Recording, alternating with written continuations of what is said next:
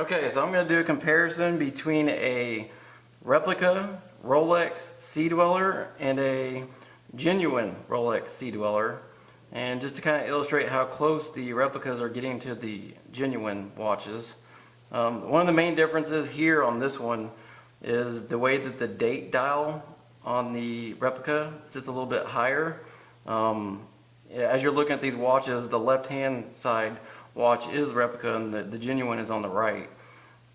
You can see that the 6 is sitting a little bit higher than the 25 on the other one, which obviously the dates aren't correct. The beats per minute are the same on the second hand, which is I believe 33. You can tell by looking at the pearl on the bezel that the replica is a little bit different than the genuine. The luminance of the dots and the hands is definitely much brighter on a genuine, which that's kind of hard to illustrate on camera. So looking at the bands are a little bit tighter on the genuine compared to this replica. I mean, they're very close. It's real smooth on the edges like the genuine, but you can kind of tell a difference in kind of the reflection or the color tone of the metal on the replica, or on the genuine. And you can see this one's a little bit tighter on the links. And then as you look at the back, you can see that there is definitely a difference on the clasp crown.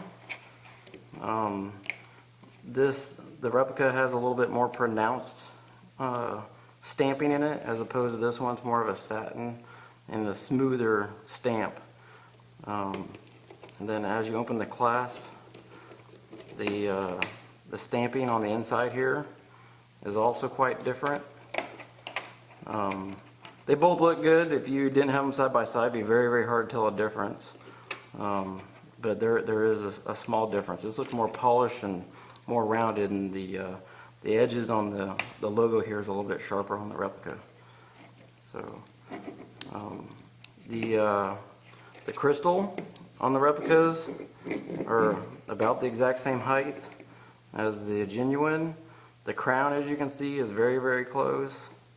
The backing looks very similar. This one is engraved, personally, and it's really hard to tell a difference when it comes to the backing on them. Back to the front, and I also have high-res pictures I'm going to attach to the video at the end of it.